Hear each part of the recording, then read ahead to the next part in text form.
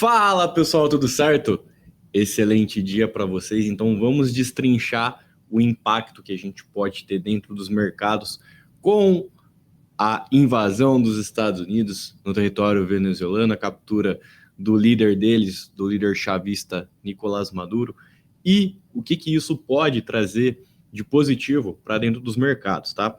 Mas antes de tudo, gostaria de deixar o convite para você, se você gosta dos vídeos, das análises, das explicações simplificadas, deixa aquele like e ativa o sininho para receber as notificações. Dito isso, bora que bora, vamos que vamos, tá? Então, a gente viu ali que na virada do ano, os Estados Unidos, eles entraram ali, invadiram a Venezuela, né? E isso diz muito mais, pessoal, do que uma briga entre direita e esquerda. Na verdade, os Estados Unidos, eles estão de olho nas reservas petrolíferas da Venezuela. Mas, Matheus, como que isso na prática impacta a cripto? Impacta totalmente, né? Porque se a gente verificar, né, a cotação por parte do petróleo norte-americano, que é esse que nós estamos vendo aqui, o WTI, né? A gente vê uma tendência de baixa. Isso está muito associado com a especulação. Em os Estados Unidos tomando ali as reservas petrolíferas venezuelanas para explorar, subentende-se que eles vão ofertar uma quantidade de barris de petróleo no mercado que não está sendo ofertada. Por quê? A PDVSA estatal venezuelana, ela não tem condições, não tem tecnologia para explorar essas reservas. E, portanto, os Estados Unidos distribuindo para o mercado, isso faria com que o preço por barril caísse.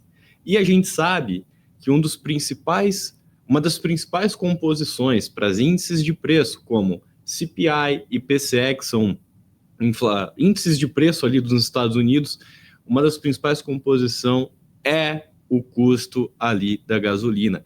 E a gente sabe que esse tipo de consumo, né, que esse tipo de custo é repassado na fabricação, é repassado para o consumidor final, e aí, de fato, né, a gente entende que o petróleo barateando, a gente barateia todo o processo, e aí a gente tem um alívio na inflação.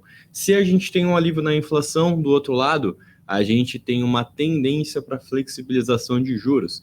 Uma flexibilização de juros, capital circulando, e aí esta circulação de capital, ela permite, né, que ativos de risco se valorizem, tá? Então, quando a gente olha aqui para o Bitcoin, né, veja que nós saímos, né, de uma região de 87 mil dólares, 88 mil dólares, a gente chegou a bater nessa região de 94 e agora nós estamos na precificação de 91 mil dólares.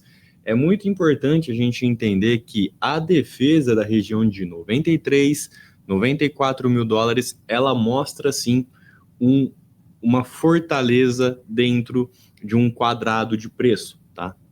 Então a gente bateu 93, rejeitou, bateu 94, rejeitou. Então, se a gente conseguir flutuar nessas regiões, isso mostra fortaleza do mercado, resistência por parte do mercado e interesse, evitando com que os preços caiam, tá?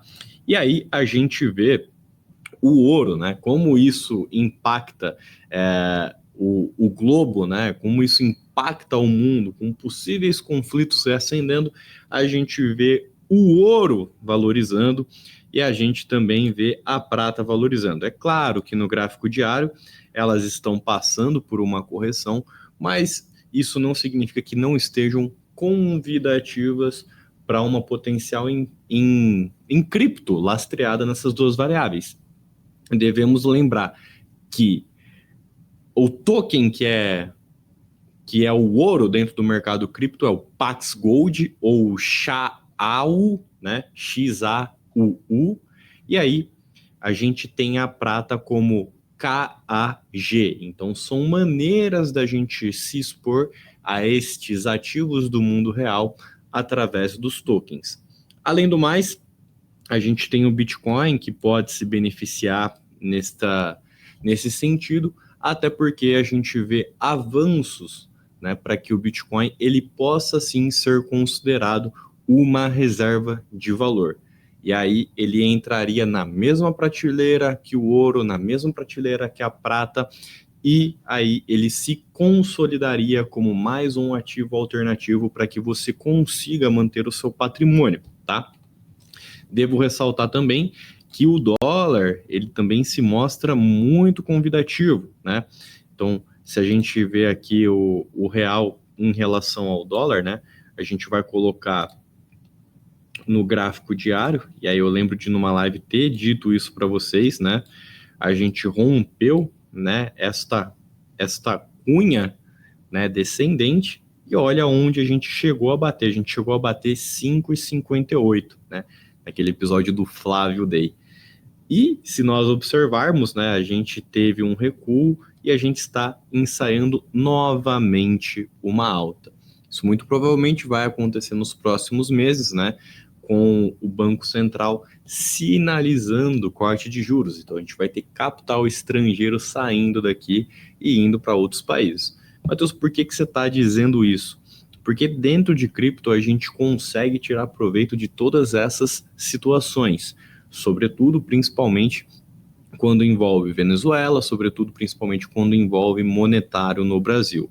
E aí, né, você se expondo em Bitcoin é uma forma de você dolarizar, você se expondo em USDT também é uma forma de você dolarizar, e ouro e prata também, já que são variáveis cotadas em dólar.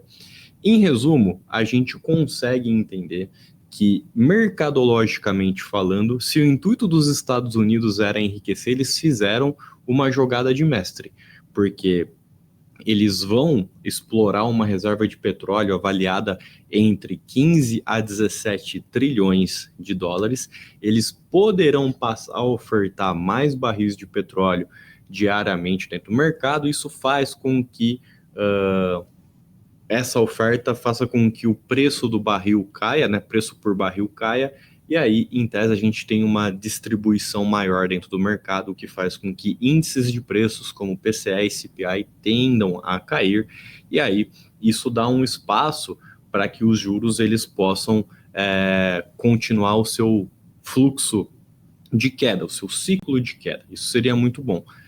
Do ponto de vista de mercado do trabalho, né, a gente teria que ver uma desaceleração ainda do mercado de trabalho, né? E aí, de fato, a gente veria, né, inflação caindo, mercado de trabalho caindo, abrindo espaço para um possível soft landing. E esse seria o melhor dos mundos, tá? Todavia, a gente deve lembrar que o mundo e é movido por seres humanos, então a gente não tem exatidão do que vai acontecer. Portanto, Bitcoin, Pax Gold, né, que é o token lastreado em ouro, e KAG, que é o token lastreado em prata, passam a ser alternativas muito importantes para que vocês se exponham. A gente deve lembrar que os metais, eles tiveram ali protagonismo no ano passado, além também do dólar, que a gente entende que esse período pode ser um período conturbado no Brasil, né, onde a gente vai ter corte de juros, então naturalmente capital sairia do mercado, além também das eleições no Brasil que vão acontecer em outubro. E aí, portanto, né, se a gente tiver algum candidato que saia vencedor, que não agrade os investidores, muito possivelmente a gente tenha fuga de capital do Brasil e que esse capital procure algo que seja, em tese, mais rentável e que brilhe mais os olhos em relação aos títulos de renda fixa aqui do Brasil. Tá bom, pessoal? Então, um insight para vocês, acredito que seja muito positivo esse momento, né?